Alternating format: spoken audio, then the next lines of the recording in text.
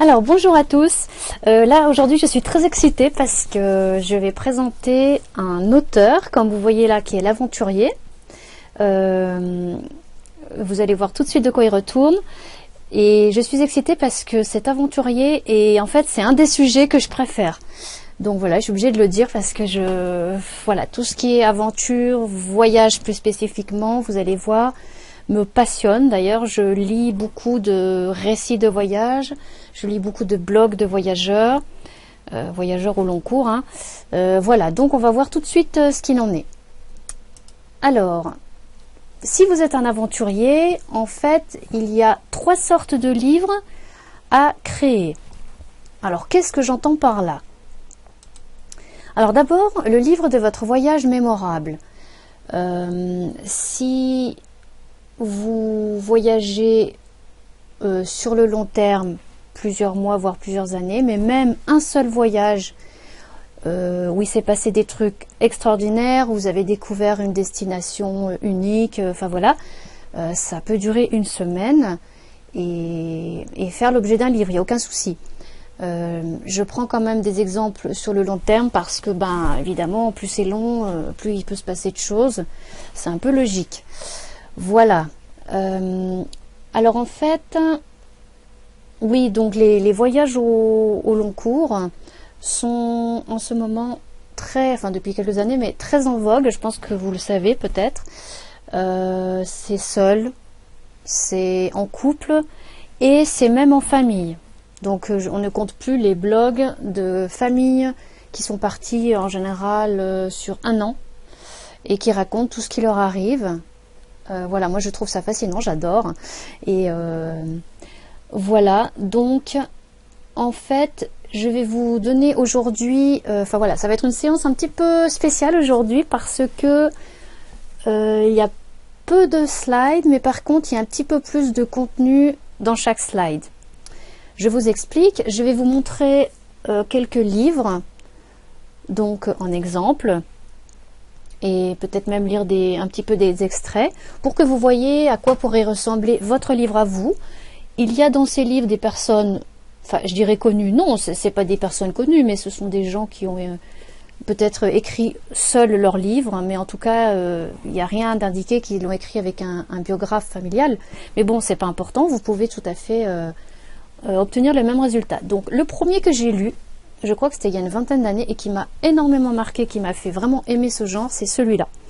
Alors je ne sais pas du tout si vous connaissez, ça c'est la version édition France Loisirs, mais il existe aussi en je ne sais plus quoi à l'origine. Le Tour du monde en famille, donc eux c'est une famille il me semble espagnole, il y a un nom très marrant, la Zunzundegui, qui ont voyagé comme on le voit 17 ans. Franchement, de ce que je connais, c'est un record quand même. C'est vraiment énorme. Ils sont partis en 83 avec leurs 2 garçons qui à l'époque avaient 8 et 9 ans. Et voilà, ils sont allés partout dans le monde. Alors il y a des moments où ils restaient pendant quelques mois, voire peut-être 1 ou 2 ou 3 ans au même endroit. Notamment pour, je crois qu'il y a une histoire avec le bateau. Ils doivent le refaire, le nettoyer. Enfin bref, il y a plein de choses. Et après les enfants, quand ils grandissent, ils commencent un peu à travailler aussi avec le père. Ça c'est des photos assez anciennes quand ils étaient petits, et puis après on les voit, donc imaginez, ils ont 8 ans et partent pendant 17 ans, imaginez à la fin comme ils sont grands. Si je cherche la photo de quand ils sont grands, oui, ils étaient partis avec leur chien, c'est vrai. Évidemment à la fin ils devaient être morts, mais moi, je sais pas si vous voyez, j'arrive pas à faire à l'envers, je suis très douée comme dans un miroir. Donc on les voit là, les parents avec les garçons devenus grands, ils sont venus donc en 2000. Et ce livre, franchement, voilà, c'est un récit d'aventure, tout est réel et franchement, moi je trouve ça mieux qu'un roman. C'est incroyable tout ce qui leur arrive et tous les gens qu'ils rencontrent. Et si je regarde les chapitres, on voit, ça commence sur abeille tueuse. Alors on se dit, bon, ça commence bien. Parce que j'ai vu les chapitres. Mince. Bon, c'est pas grave. Donc un petit résumé. Alors, ils partent le 14 août 83. Ils ont 1000 $1000 en poche. Ils ont leur chien. Et voilà, le père largue les amarres pour un tour du monde sans limite. Donc eux, c'était défini dès le départ qu'ils disent pas, il n'y avait pas de date limite. Il n'y avait pas de, dans un an on revient. C'était peut-être toute la vie, on ne sait pas. Pendant 17 ans, la vie, la mer vont les enrichir à tout instant. Ah voilà, c'est là, c'est ce que je cherchais. Il y a les aventures, tempêtes, pirates, abeilles tueuses, contrebandiers. Il y a les rencontres avec les peuples et leurs coutumes. Il y a surtout le charme d'une vie toujours diverse, jamais banale. Certaines étapes sont longues, on arme un nouveau navire, on travaille pour gagner de l'argent. Une fois comme mécanicien, une autre comme soudeur sur la base d'Ariane en Guyane. Les enfants continuent leurs études, passent le bac à Cayenne, le permis de conduire à Tahiti, apprennent la dentisterie à Wallis auprès des militaires français. Voilà, donc là, le père dans cette histoire fait plus que raconter son expérience et ses aventures, il transmet aussi des valeurs de partage, d'ouverture sur le monde, les valeurs que l'école peut être faite autrement, je vais en parler d'ailleurs après. Voilà, donc franchement ce livre il est bon, enfin voilà, si vous pouvez le lire, hein, faites-le. Après vous allez me dire peut-être oui mais bon ok, moi j'ai 5 enfants, je peux pas le faire, j'aimerais le faire. Bah si, c'est possible, parce qu'il y en a un autre, alors celui-là beaucoup plus récent, eux ils l'ont fait aussi, mais je crois pendant 1 an, ce qui est déjà pas mal, avec 7 enfants. Celui-là est plus récent, il date de 2010, donc c'est possible aussi. Le père est un vrai aventurier fou comme j'adore en fait. Je crois qu'il écrivait des moments sur le bateau, il écrivait, enfin il est très foufou artiste comme ça, et c'est lui qui a lancé le truc, il me semble bien. Voilà, une photo très sympa avec tous les enfants à vélo, avec la famille, on voit un petit peu. Voilà, donc celui-là pareil, hein, il est passionnant. Donc petit résumé, Emmanuel et Jérôme de Liry n'ont rien de parents irresponsables. Pourtant, réalisant un rêve commun, ils ont largué les amarres et emmené leurs 7 enfants, âgés de 2 à 14 ans, faire un voyage autour du monde pendant 1 an. Voilà, donc ils ont un catamaran, enfin il se passe plein de choses. Là pareil, c'est un récit de voyage et également une leçon de vie et de bonheur. Donc oui, ce sont des gens qui sont comme vous et moi, et qui ont pourtant partagé des choses absolument extraordinaires. Voilà pour cette première sorte de livre. Ensuite, il peut y avoir le livre de vos rencontres magnifiques.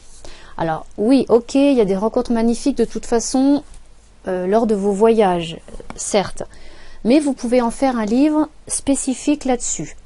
Alors là, je vous donne un exemple d'un livre auquel j'ai contribué parce que c'était mon client, et qui a raconté des chroniques de sa vie de plusieurs années en Afrique, dans différents pays d'Afrique. Je sais d'ailleurs plus trop lesquels, je crois qu'il y a... Enfin, je sais plus, je vous avoue que je sais plus, mais voilà.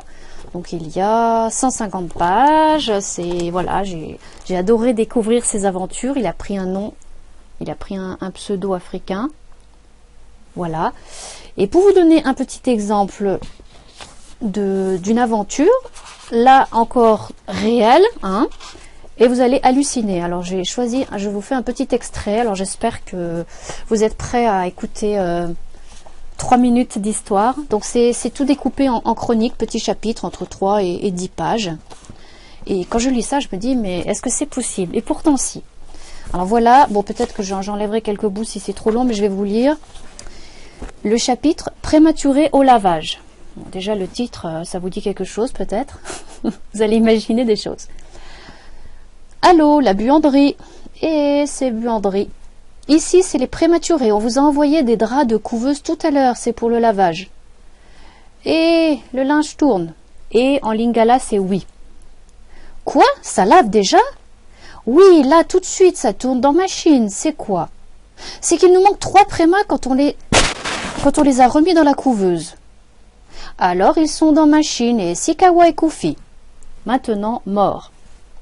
Cette situation dantesque, si elle n'est pas courante, démontre un système de la logique du moment. Dans le service des prématurés, une quinzaine de couveuses contenant chacune 4 bébés placés dans le sens de la largeur. Ils sont petits, dont on change les alaises chaque jour, alaises qui partent en ballot à la buanderie. Je ne sais pas si vous imaginez la suite. À la buanderie, le ballot passe directement dans le lave-linge industriel sans être vérifié faute de temps. Les machines tournent 15 heures par jour pour l'ensemble du linge de tous les services de l'hôpital.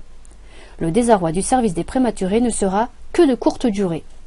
Appelé en extrême urgence pour me signaler l'accident, il a fallu composer une sortie acceptable pour les heureux parents de ces éphémères enfants.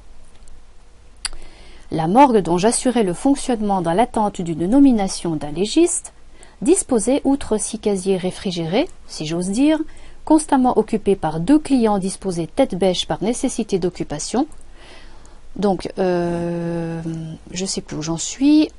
Oui, donc la morgue ne pouvait recevoir chaque jour les trop nombreux prématurés qui ne survivaient pas dans le service néonatologie. Par la force des choses, j'ai équipé ce service d'un congélateur bahut prévu pour les pièces anatomiques et les prématurés en surnombre. Par la force des choses aussi, l'ensemble des sacs plastiques taille préma a disparu par on ne sait quel miracle, et Albert, le surveillant permanent de la médecine légale, congelait les petits corps disposés les uns sur les autres, tout en ayant pris grand soin de séparer filles et garçons, ceci permettant à la famille venue retirer le corps du défunt de recevoir un garçon ou une fille préalablement décongelé sous le robinet de l'évier. Tous les bébés se ressemblent, non? On comprend qu'en plus, ils n'avaient même pas forcément leur propre bébé dans les bras. Bien sûr, le linceul du bébé était facturé aux parents, mais provenait du stock des draps de l'hôpital. Le montant de la vente représentait les frais de présentation d'Albert. Bon voilà, enfin, il y a encore 1 ou 2 pages.